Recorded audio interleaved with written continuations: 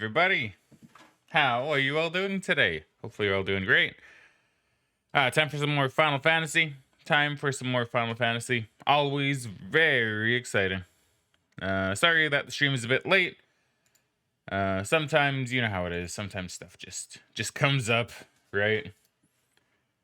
So yeah, time for some Final Fantasy. Let me turn the volume on. There we go. Now, this should be fun. Now, we're going to continue. So we just unlocked the powers of Garuda, which I'm really excited for to be using. Might actually end up practicing a little bit with some of these powers, because I'm kind of curious how they're going to come into play, right? So can't go back that way, can't go that way. We're going to wander over here a little bit. So I figure we can get some XP, we can get some goodies, right? Can play around with our new powers. Actually, I should probably... because I know I'm going to be comboing with these a fair bit. So... that's probably actually pretty alright, if I'm being honest. Because in theory, you can gouge into a heat wave, which I'm sure would look really dope. In fact, let's actually try that. So let's try gouging into a heat wave. So gouge. Oh wait. So gouge and heat wave. I don't know. That seemed pretty cool. That did seem pretty cool.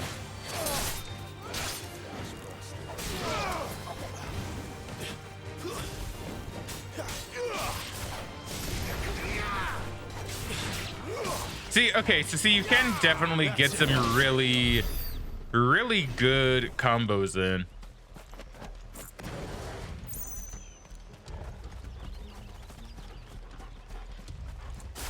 Deadly Embrace is what sucks. Is Deadly Embrace the one that sucks them in? Hold on, I'm just kind of curious. I don't quite remember. So Deadly Embrace. Yeah, so Deadly Embrace pulls them in. So in theory, so let's actually practice this a smidgen. Not by going that way, because that's the way the game wants me to go. So I'm thinking you can Deadly Embrace into, or actually what you could do, you know, actually we have an idea here. If I can find anybody, that is.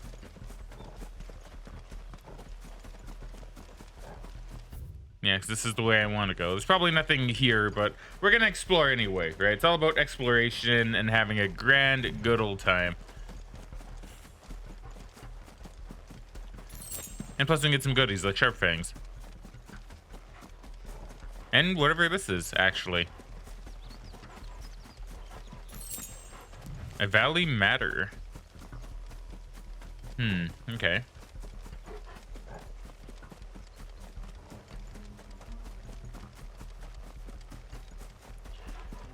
So yeah, so I guess we just need to go forward. So I think I have a pretty decent combo idea. Just gonna be a matter of, will we be able to really utilize it super effectively? Okay, we can try it here. So one thing we can do, right, is we zoom in. Okay, never mind. That didn't work out as well. Okay, so hold on. So we can do is gouge, demonic embrace, cyclone. Okay, so see, you can do some pretty sick combos. Kill astrologer.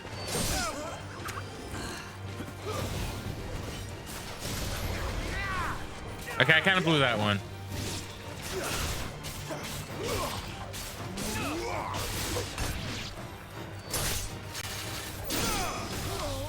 There's definitely going to be a lot to be thinking about.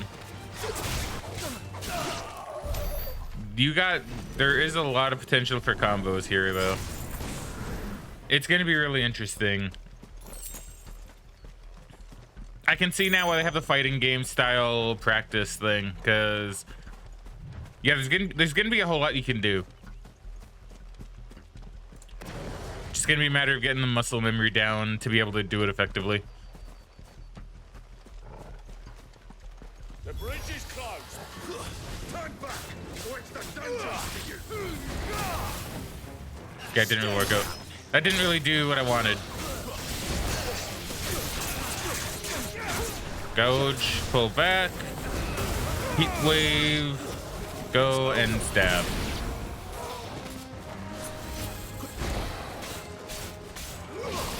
So I'm guessing wyverns probably have a weakness to air.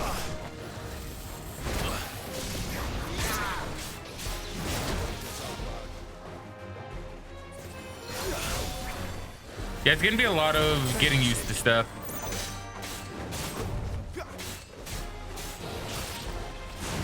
Oh god.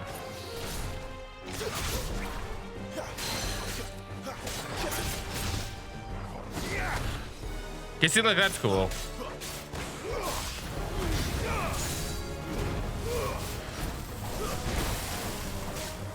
Okay, I think I got hit, but that's fine.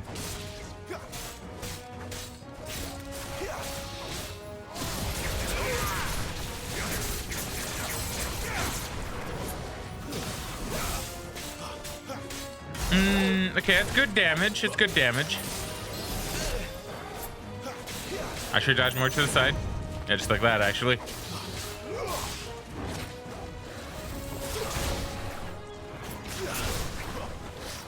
Okay, that was cool. That was cool as hell.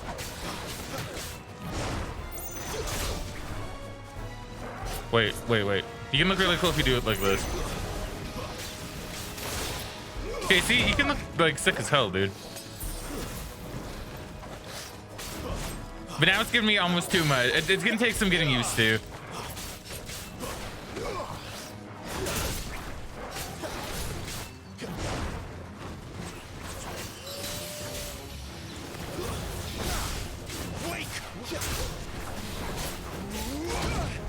All right.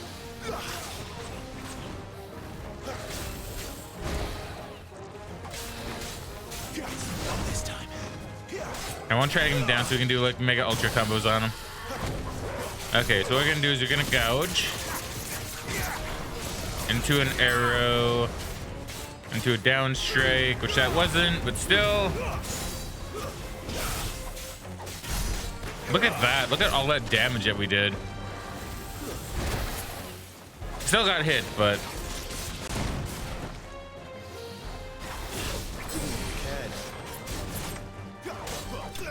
okay, well, we look kind of cool. We look cool enough.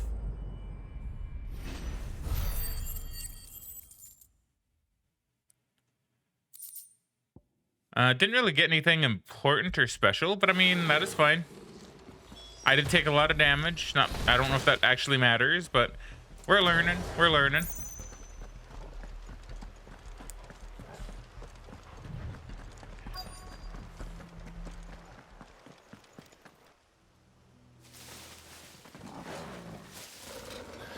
Is that the boy Gav? Oh, yep. It's only me. Hey, Gav. Dummy, Gav, are you trying to get yourself killed? It's not me who's been playing with fire. It's true, I have. Don't do things by halves, do you? This way.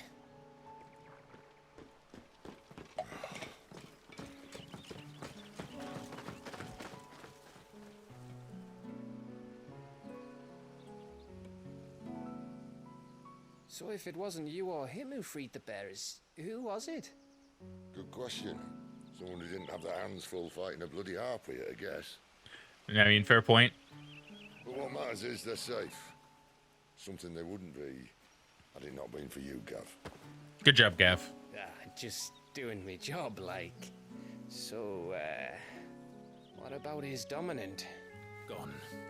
And after we were so close. Well, I can track him. Why would you?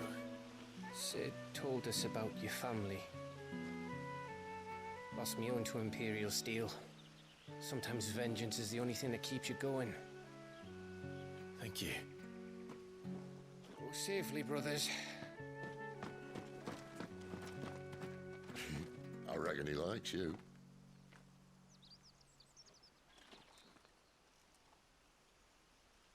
All right, not bad. Now, did you go back to the hideaway? No, not yet. She's gone. She's gone. My lady, you have to hold on. We're going to get you. Gone.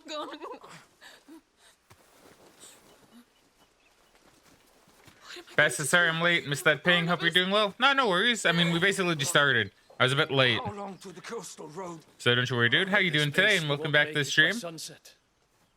He'll know. He'll cast me out like all the others. What am I going to do? What am I going to do? My lady. Oh, shit. They killed her right hand? I thought that was going to be a boss fight later.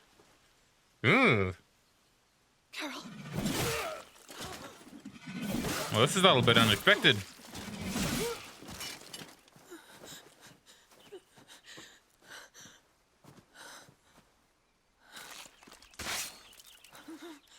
Well, I guess if we defeated her, We have here.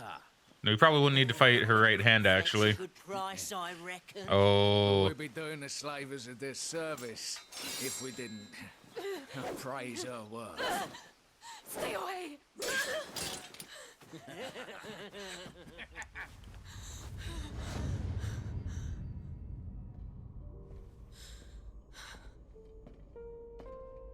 Begin backstory for her?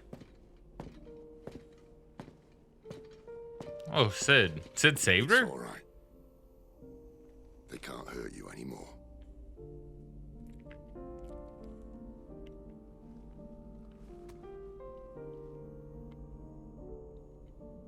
Come on. Let's go home.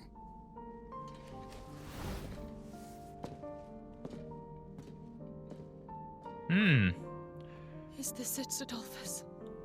They're making her out to be a much deeper character than I thought they would. Listening to you.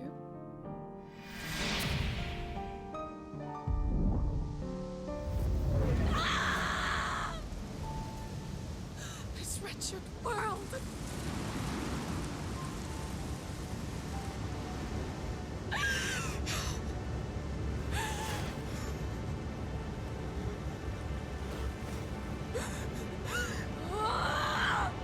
Deserves to die.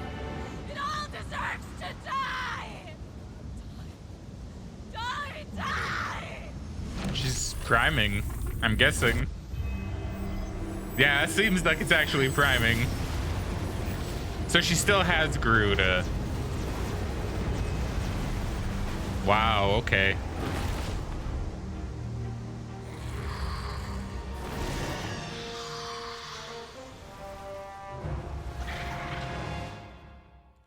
Interesting. Bess says it's going well. Well, that's good. I'm glad to hear that. It's going well for me too. Sid. Do you feel it too? Garuda.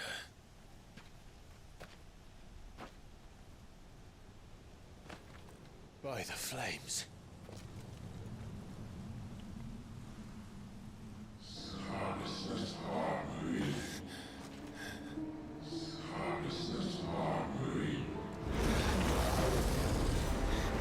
She's drawn in too much ether. She can't control it. If Garuda isn't stopped, that vortex will swallow this whole forest, and us along with it. And I'll stop her. You'll stop her. I heard it again.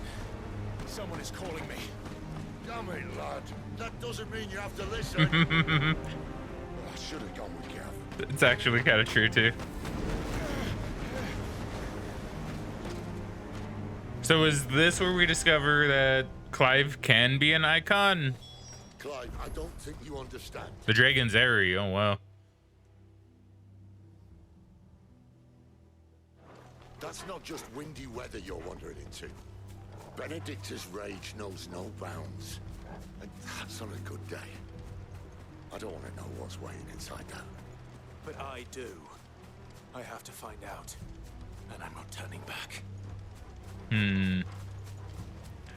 I mean, I kind of want to turn back to see if there's any goodies. There wouldn't be. I don't think so. I doubt it.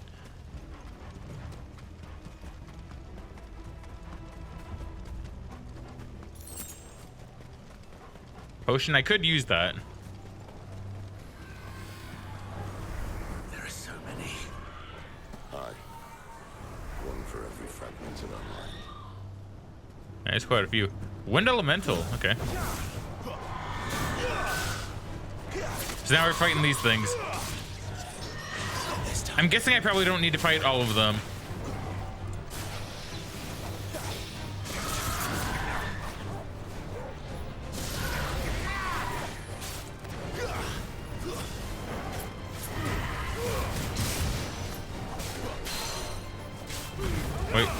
Wait. There we go. Bring her down.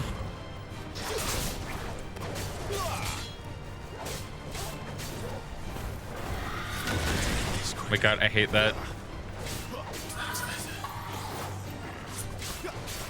Yeah, they're definitely weaker.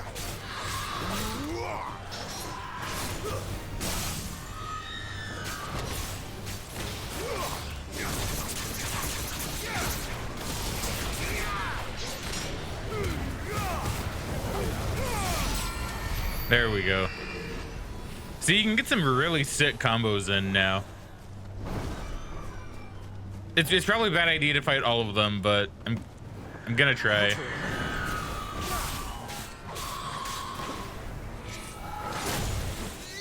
Cause that wasn't really too bad. Not this time.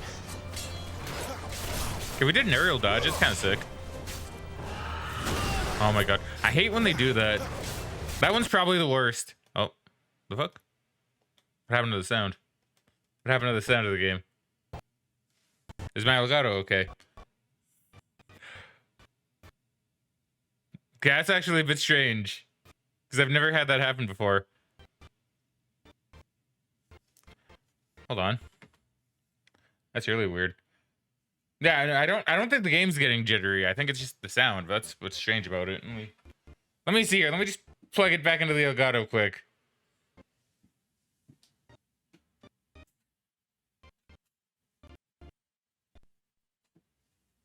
Or is that the program? Maybe that's the program.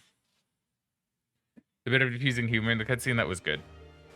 Okay, maybe it just like, I don't know, maybe it just like got a slight bit loose somehow. Weird, because yeah, I've never had that happen before. Very strange.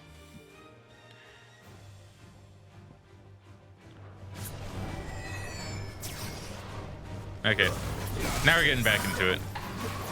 So if I die here, it's not my fault, it's the game's. Oh my god. That's such a toughie.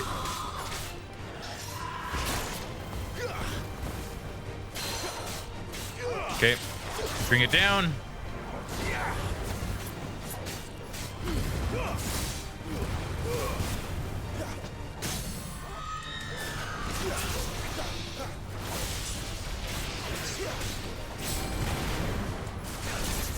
Some gouging.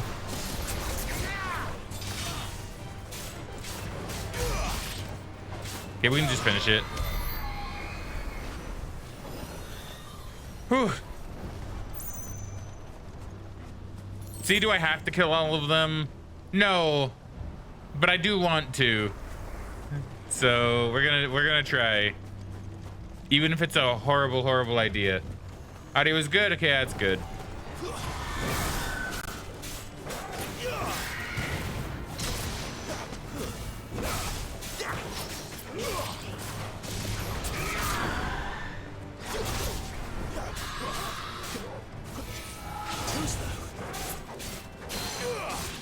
Okay, we got this.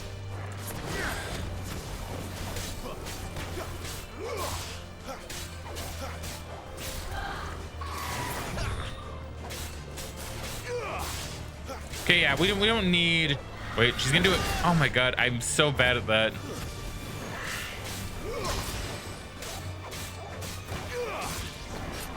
Hold on, I just wanna get her staggered. If I can get her staggered, we just win.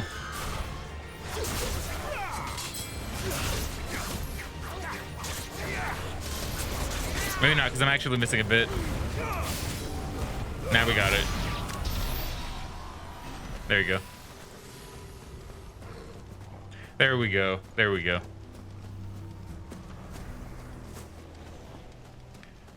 See, we're not even getting really hurt that badly. I mean, we're getting hurt, but like, we can manage. But I don't have any high potions. Did I use one? Did I use one on purpose or an accident? I don't remember that.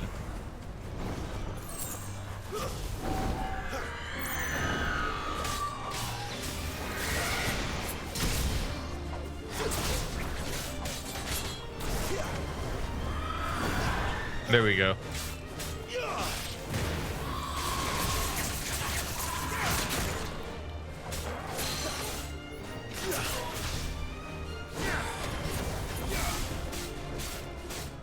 Garuda, lend me your strength.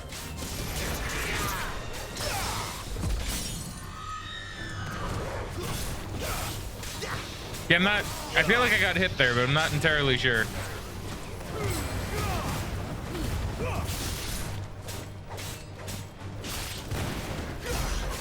Yeah, it's good damage. It's good damage.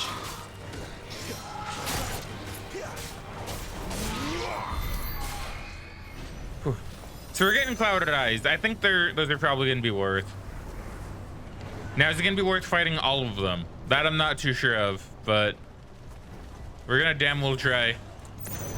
I have most of them already. No holding back.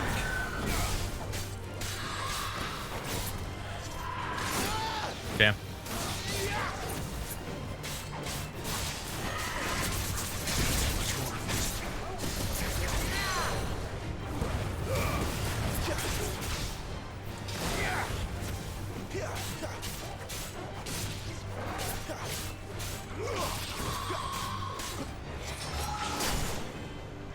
I'm actually like a little scared, I'm not gonna lie.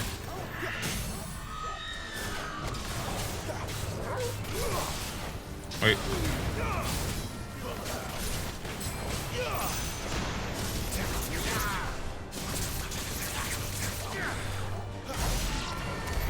Yeah, we didn't get the icon finished, but we did get 2 clouded eyes. Hold on. We're gonna have our boy focus on healing. Tor will focus on heal. I don't know if I need to be like in combat for it to happen though. Like for me to command him.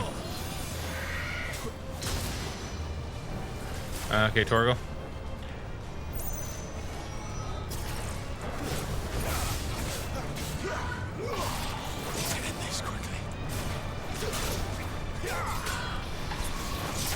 Okay, I thought that was gonna hit me. I'm glad it didn't. There we go. There we go. Oh my god, why? Every time.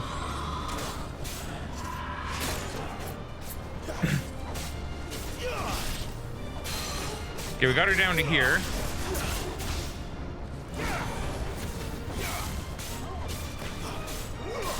Not bad. It's not bad.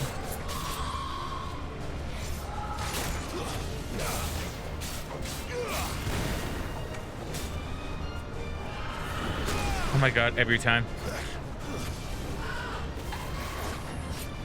Okay, just get her down. Just get her down.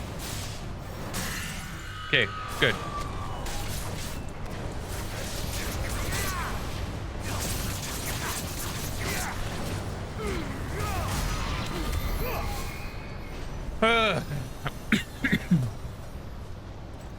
Can I have like 1 potion, please? Nah, I'll take 2 gil though. There's only like 1 more here, which is the problem.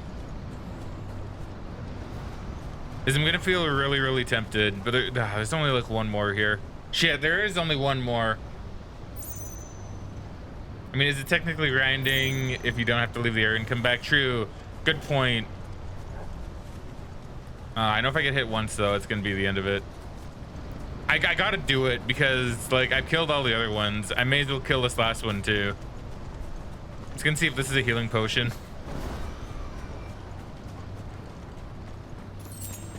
Nope. All right, we're going for it. No holding back.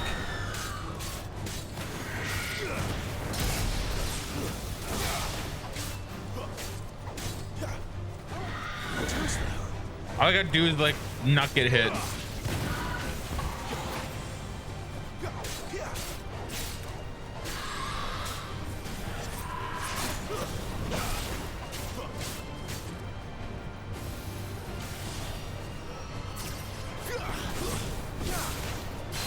Okay, we knocked her.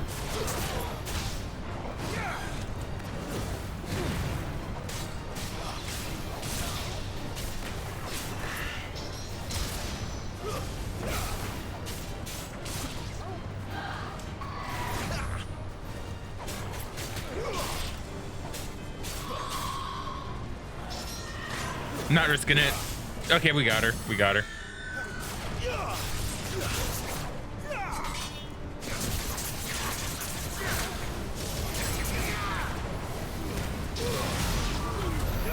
Okay, you know what? That worked out way better than I feel like it should have.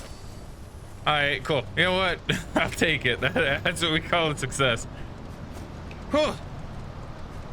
That one was a bit stressful.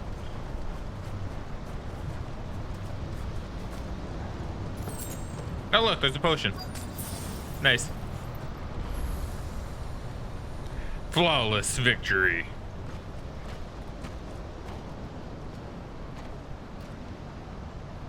He's in there. I know it.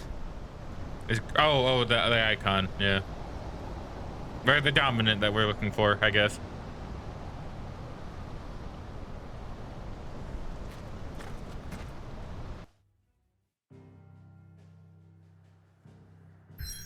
We're going into the vortex.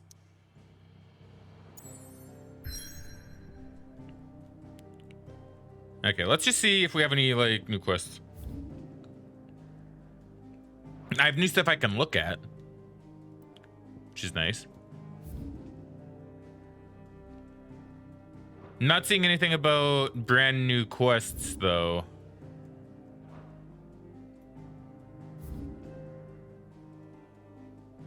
Well, surprised. I thought we'd get at least like a couple. Okay, we'll go back here because I want to do some of that lore stuff as well. I want to do some reading.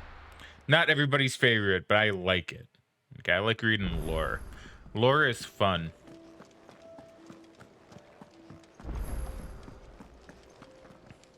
And what do you want? I can ask about her again. Taking an interest, are you? Wondering why such a comely, cultured lady would cast her lot with this rabble? Because she's got a special arrangement with the rabble rouser. That's why. I scratch Sid's back and he scratches mine. Use me old trading connections to bring in whatever him and his little band need, and they pay what I ask. To sweeten the deal. He's given me a home here, far from the prying eyes of those who'd wish me ill. And there's no shortage of them, believe you me. If you're gonna buy some, be quick about it. Bastard sword. Dark sash. Steel crowns. And then just like potions, which I should probably buy. Do I have anything I could sell?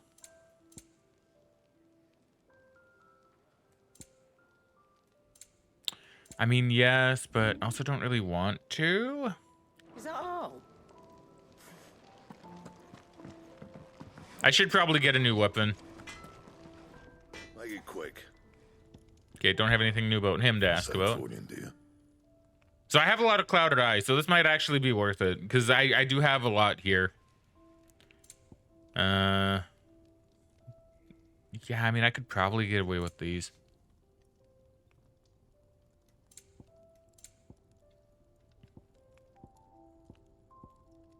Yeah, because like this is pretty good. So we'll get the bastard sword. Last you a good while. We'll get the dark sash. Not bad, if I do say so myself. And we'll definitely get the steel crowns. No scratches, all right? I don't know if I'd really care to reinforce any of these, because, like... I mean, that brings up by 3. What does it bring the bastard sword up to? 10? I mean, that's okay. See, I don't know if his stuff looks any different. I don't think it does. I don't think we actually get, like, different-looking stuff, unfortunately. You have anything new to say? You're leaving? Already? Well, stay safe.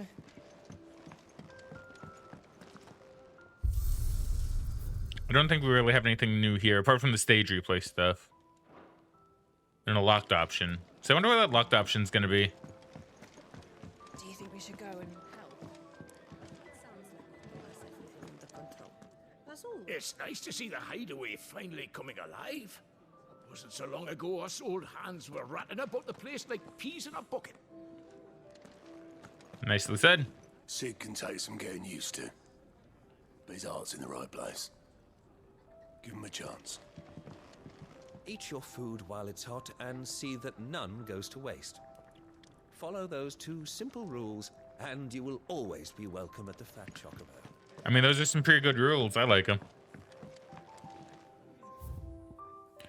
So, what's this new song that we have then? Oh, wait, no, we found a couple, actually. We found this one. Ooh, that's a good one. Oh, that's a good one.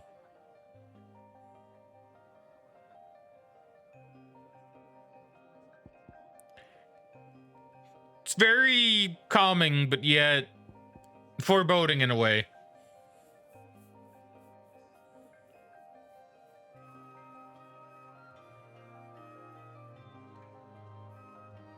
Now it's going to a more hopeful kind of tune. Okay. I think we got another one, or is that the only one? Okay, I think that's the only one. Yeah.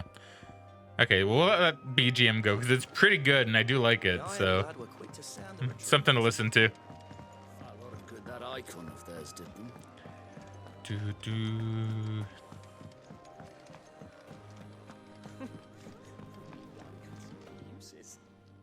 Good day. Or... Alright, let's level up our knowledge. Clive tells Hippocrates about his adventures. Am I level 2 now? Yeah! There is a rather fascinating excerpt. Has a revelation to show you. Aegis. So the Valestian calendar. The dating system used throughout the twins, which marks the years of the realm that have passed since the signing of the Continental Accord some 800 years ago. In the centuries since, nations have risen and fallen, and the concord between them has faltered, but the calendar persists. An Aegis. Dating back to antiquity, I don't know if it's Aegis or Aegis or Edgy or something. The term edgy has historically been used to describe those ethereal entities that can be conjured by dominance.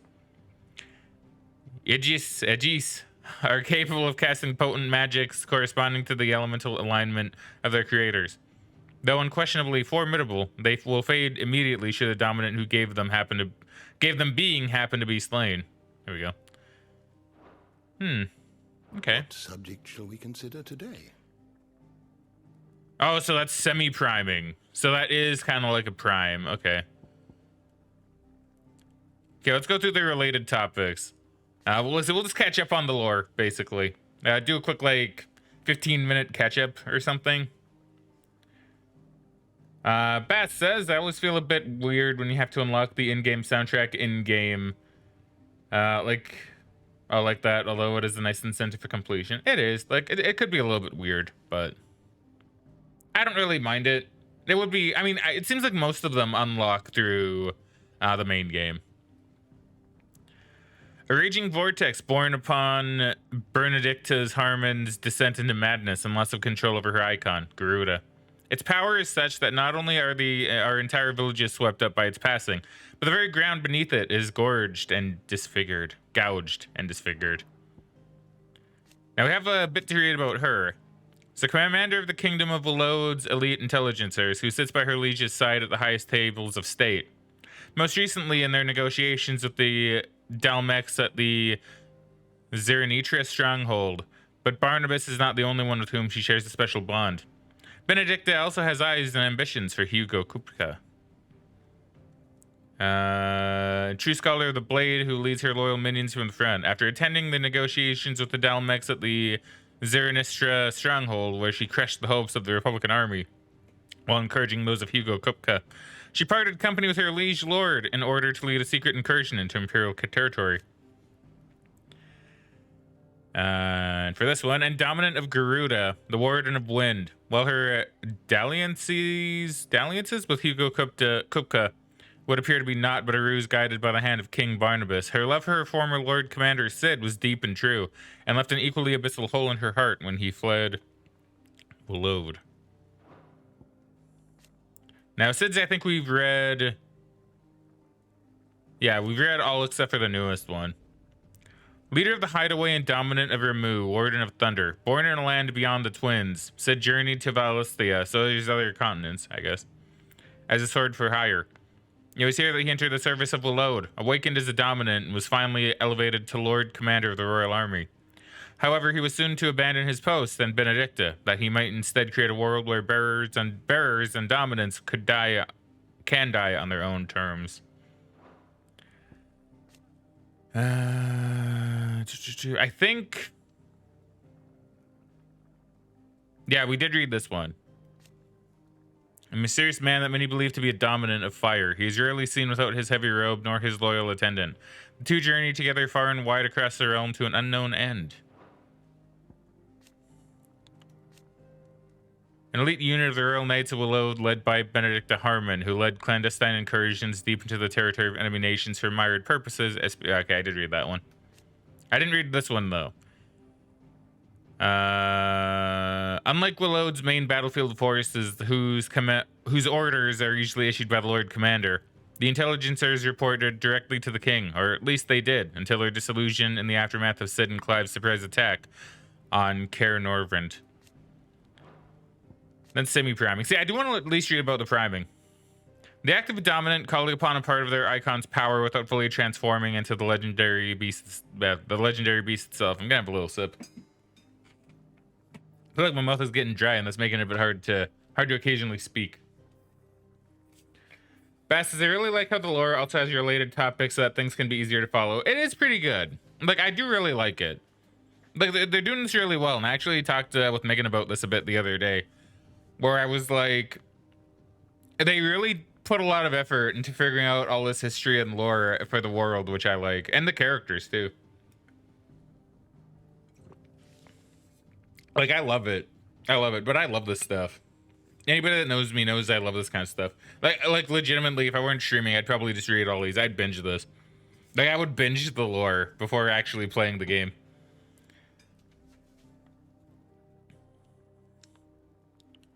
The act of a dominant calling upon a part of their icon's power without fully transforming into the legendary beast itself.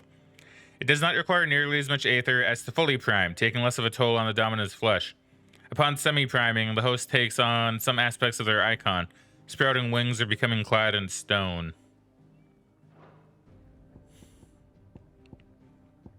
Do you want to look at the bestiary? Let's have a look at Garuda. Oh, look at her.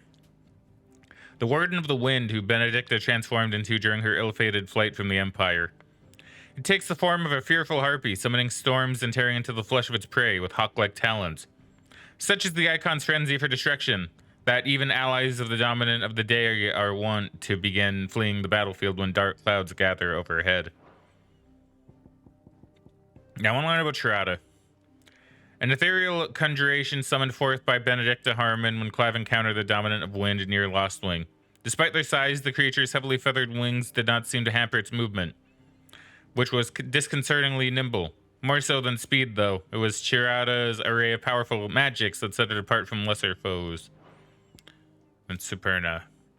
An ethereal creation of Benedicta Harmon, dominant of wind, when summoned in Caer Norvrent alongside her twin Tirada, the pair worked in tandem to attempt to overwhelm Sid and Clive, wielding a proper panoply of potent magics and deadly ethereal assaults. I don't know why I'm having such trouble reading some of these.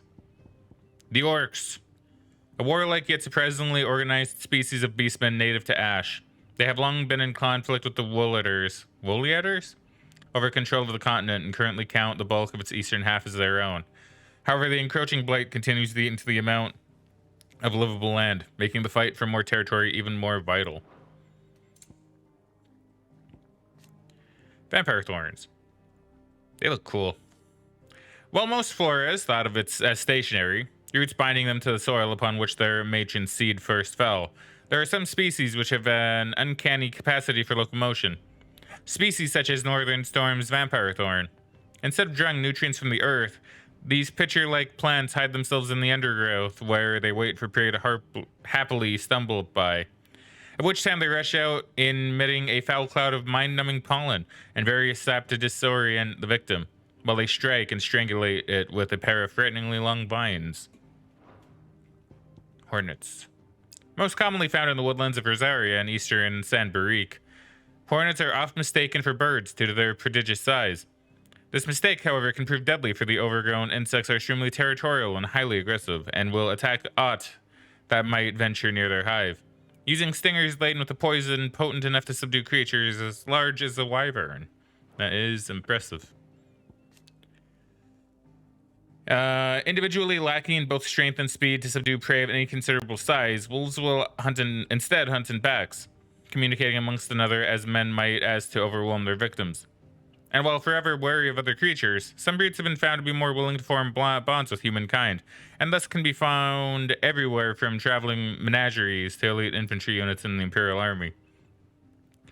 Following rumors of children being mauled by wolves, the duchy ordered a mass culling of the beasts, which saw their numbers in Rosaria reduced to almost none. Now, that's kind of sad. That's kind of sad, actually. I don't know if I like that.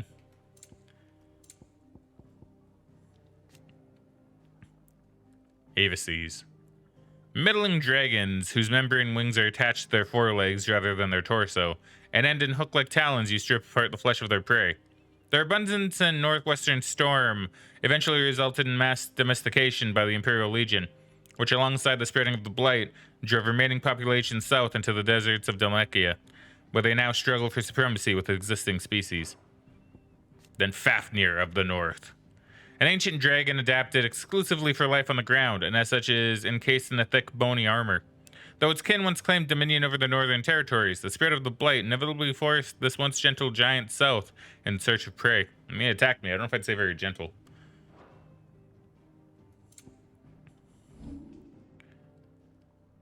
Do I want to learn about the mysteries of the realm? I should probably learn at least some. Yeah, let's do a bit. I try to do the persons of interest. Because we're going to be going through a lot of people. But there's a lot of people to read about. I'm not too sure. It's a toughie. I want to learn more about the mysteries of the realm. We'll do some of the persons of interest later. I do want to at least do this a couple times during the stream. So, crystal. One of the most valuable materials known to mankind, thanks to its ability to channel ambient aether from the air, allowing those without an innate power to do so to cast magics. And as most Valistians cannot live without magic, its supply and distribution is heavily regulated by governments across the Twins. A given shard can only channel a certain amount of aether before it shatters, so the need for new crystals is incessant. Crystal rations. Shards of crystal small enough to be held in the hand, which allow those who are not born bearers to cast magics. The nations of the Twins see such shards mined from the mother crystal and distributed to the populace, so that every man and woman of good character, bearers, criminals, and other undesirables not included, might enjoy the gift of magic. It is common for people to keep them about their persons in a protective case.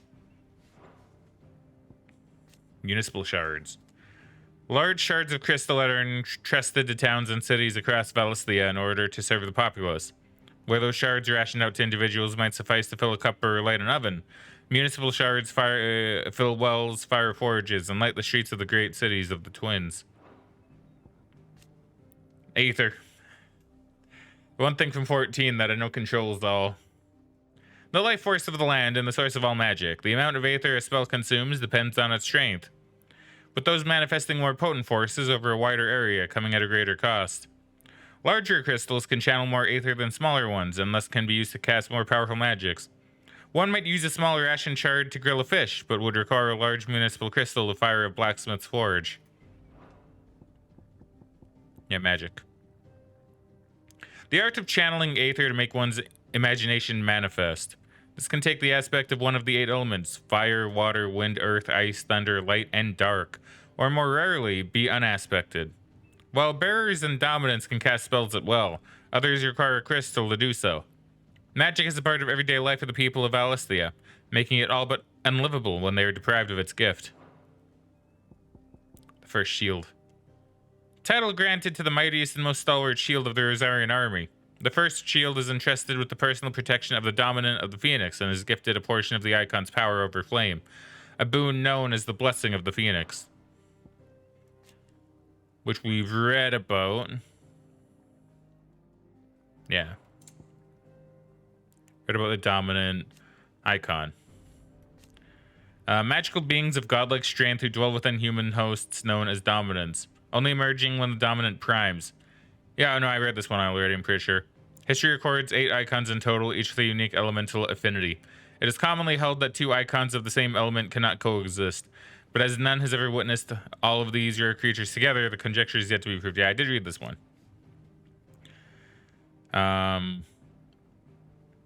Only emerging when the dominant primes. History records 8. The common belief that 2 icons of the same element cannot coexist was shaken by the appearance of a second icon of fire during the Imperial attack on Phoenix Gate. And priming. I do want to know about priming. The act of a dominant transforming their living flesh into that of their icon.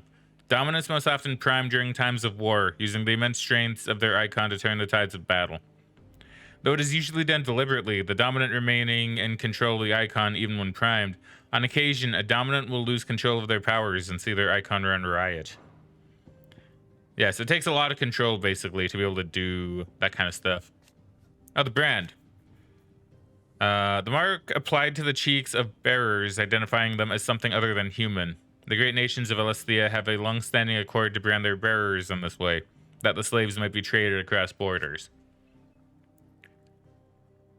Newborn babies are checked at birth, those who are found to be bearers being branded and taken into the custody of the state.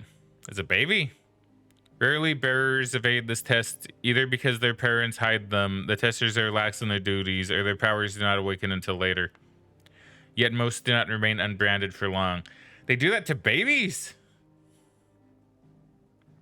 It's kind of weird, dude. I hope it's not that painful, to be honest. I don't know how they do it. I assume it's probably painful to an extent. A common pejorative term for bearers marked with the brand. Newborn babies are tested at birth, and those found to have the knack are branded on the cheek and taken into the custody of the state. The liberation of bearers. That which Sid and his allies strive to do, save bearers from slavery. To this end, they gather information about masters who most mistreat their property, though they might focus their rescue efforts on those most in need. Freed bearers are brought back to the safety of the hideaway, and though many are unsure what to do with their newfound freedom, the combination of a warm welcome, warm food, and a warm bed helps to calm their cares. Ooh, the Fallen.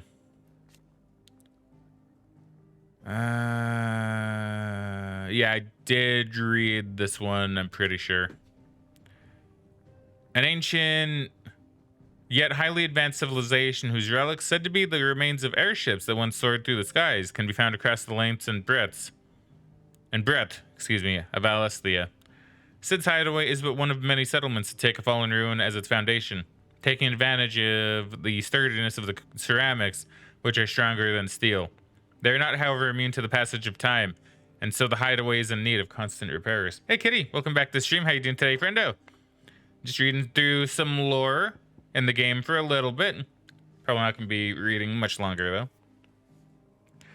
Legend has it that the people of the Fallen once sailed through the skies in the bellies of these ships, though all now lie shattered and silent on the surface below. The town of Lostwing is built around such a ruin. Good, that's awesome. Glad to hear it. An Arete stone. Or an Arete stone, probably.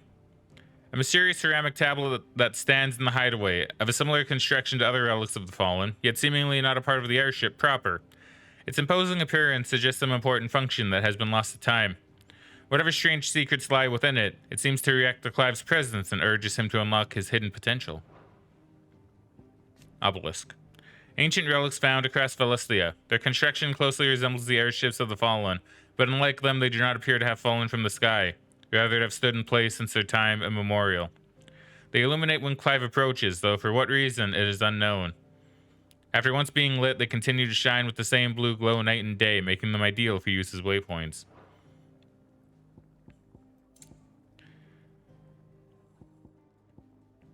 National Anthem. Perhaps the most beloved ditty in the duchy, the Rosarian National Anthem was written for the occasion of the new nation's founding, and is filled with patriotic imagery of rolling meadows, rising flames, and stirring song. It was oft heard raising the rafters of ducal alehouses, particularly close to closing time, where disputes over the lyrics to the less practiced third verse would occasionally end in fisticuffs. The Beastmen. A somewhat derogatory nomen given the collective group of demi-humanoid beings that includes goblins, orcs, and minotaurs, among others. Beastmen tend to differ from most wild creatures in demonstrating a distinct intelligence, possessing the capacity for spoken and sometimes even written language, as well as complex tool building. And many have developed unique, albeit simple, civilizations of their own. With civilization, however, will always come the desire to expand. And it is this ambition, that has resulted in countless clashes with humanity over the centuries. We're actually getting pretty close to the end of this one, actually. Alliance. Those who do not call the hideaway their home, but nevertheless lend their strength to Sid's cause. There are many in the Twins who balk at the persecution of bearers, but cannot find within them the courage to oppose it, knowing what fate awaits them should their sympathies be exposed. Others take that risk, aiding Sid's bearer liberation efforts with information sent by Stoles, monetary assistance, or direct action. You're not too surprised that they're branded as babies, although you also hope it isn't painful. I mean, we can hope. I feel like with this universe, it might be, to be honest. It might be just a literal brand like you have in real life, right? Traveling minstrels who journey from place to place, performing in hostelries? Yeah. Across Valestia, to the accompaniment of lute or lyre. They provide not only entertainment, but information on the state of the realm, oft singing of significant events and important personages. The hideaway has its own resident bard, that the illiterate amongst its residents might remain informed. Crystal fetters. A restraining device for bearers and dominants that uses precisely arranged and activated shards of crystal to disrupt the flow of aether through their flesh. See, this is cool too, right? I'm gonna finish reading this and then I'll say what I'm gonna say here. Thus preventing them from priming or casting magics. So valuable are the materials from which they are made, and so rare the skill required to craft them. There are only very few specimens in existence, and they are only employed when absolutely necessary. See, I do like this though, right? Because you often have things in stories like this where it's like, well, you know, they're handcuffed, right? Why don't they just use their magic to escape? Turns out they actually kind of have a way of countering that and just saying, well, they have, you know, shackles made out of crystal, which makes it so they can't, right? It's clever. They thought about it. Marks. Emblems that Sid's allies distribute to those in their circle of trust. It is common for the rich and powerful of Valestia to pin such marks to the bearers in their possession, that the slaves might go about their master's business unmolested. Orchestrion. A curious clockwork contraption that is able to perform several different musical compositions at the flick of a switch. See, here's what I'm curious too about Metia. The burning red star. Oh, that's what that is. So it's the red thing that we've been seeing. That's Media. I thought it was talking about the moon. That's cool. See, because I've been seeing that, right? I've been seeing that pop up. I've been seeing the red star. And I'm like, well, that's kind of a cool thing to have. So it actually means something. It actually is a thing. The burning red star that sits beneath the moon. Folklore ascribes to Media the role of message bearer to the moon. So it is common custom across Valestia to wish upon the star that one's heartfelt desires might be conveyed to the heavens and beyond. That's clever. I like that. I like that. I like how it's related to Jill because she did the prayer before. Oh, Journal of Moss, we're almost done with the mysteries of the realm. The Annals of Moss the Chronicler. A scholar of Valestian history noted not only for his singular insight, but for the lyricism of his writings. An exceptionalism that earned him the enmity of his fellow scholars and drove him from public life. Such were their misgivings towards him that only a handful of copies of the journal were ever produced, making the tome a prized find among collectors. Well, damn, we're actually doing pretty good. So now we caught up on these two. So these two should be pretty easy to keep clean. Now it's going to be the rest of these that might take a little bit. But we're kind of doing some of them as we go. And we'll read up on the continent and we'll read up on Storm, and then I'll probably continue the game then. A realm comprising of twin continents of Storm and Ash over the Mother Crystal stand timeless vigil. At the foot of each, great cities have risen up over the eons, and around them powerful nations. though the land has been blessed with the light of magic since time immemorial. In recent years, the creeping blackness has begun to gnaw at its borders. The blight. Excuse me. So Valisthea is the realm. And then you have the continents of Storm and Ash. The westerly of Valisthea is two great continents. With its frozen northern reaches, its temperate, marshy midlands, and the searing heat of the south. It boasts a breadth of climes and cultures not seen anywhere else in the known realms. Is there anything new for Sid's Hideaway?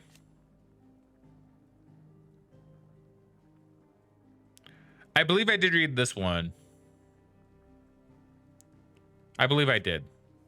A hidden refuge built on fallen ruins in the blighted lands of Central Storm. It is from here that Cid operates a secretive society of freed bearers, who are most so-called branded to ill treatment at their master's hands. At their first experience of something approaching freedom within the hideaway's walls, be it even something as small as a hot meal or a soft bed, can come as a considerable shock. Alright, cool. So I guess that's always welcome, Clive. So we'll leave that for now, but that's that. See, I like that. See, I like the lore. See, that's what I'm saying. Like, legitimately, if I were just by myself, I would probably read and read and read and keep on reading, because that's what I like to do. Yes. Which is funny, because I don't really read books. Going purse weighing you down. Right, I'm not much of a book reader, but like I'll read the hell out of some video game lore.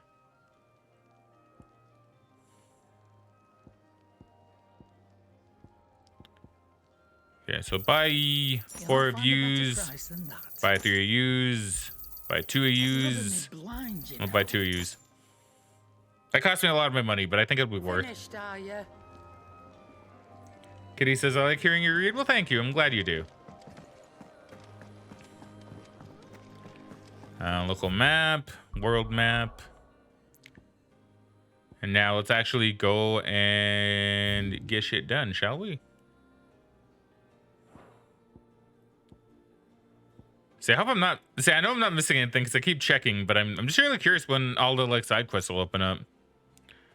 Born of the darkness, buried deep within a broken lady, Benedicta. The eye of the tempest is an uncontrollable vortex of immense proportion, fed solely by Garuda's raw fury. All right, let's actually continue. Remember hearing that Final Fantasy 13 came with like 2 or 3 books of lore separately? That's interesting.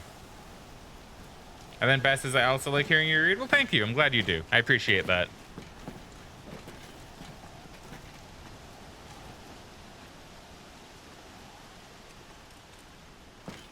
Ah, there he is. The man we saw that night.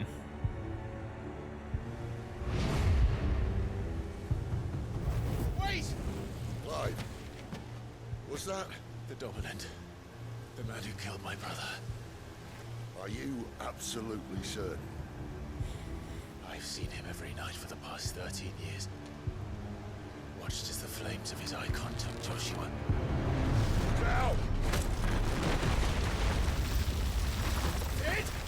I said fine. I'm here. Okay, good. So's Togo. So it's separating our party members. Worry about us. You've been waiting for this. Go! Sid! Forgive me.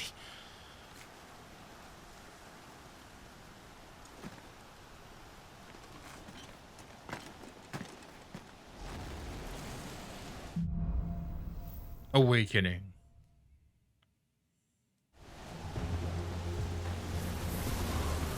Oh, look at that. That's cool. Hold on, I'm gonna see if there's any like new lore that popped up. Now we're good. Where did he go?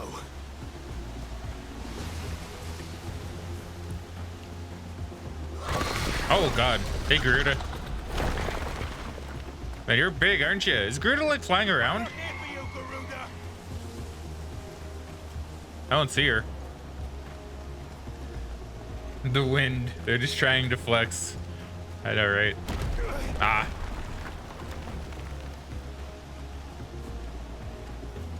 Yeah, this looks really nice. Like, they did a really good job in making the wind look good, too. To be honest, like, this whole thing seems really... really neat. You weren't stopping, Garuda. Clive has balls, dude. Like a literal godlike being. And he's like, you won't stop me, bitch. I'm gonna go and get my revenge anyway. You know, like, damn. Clive has balls, dude. More balls than I ever could.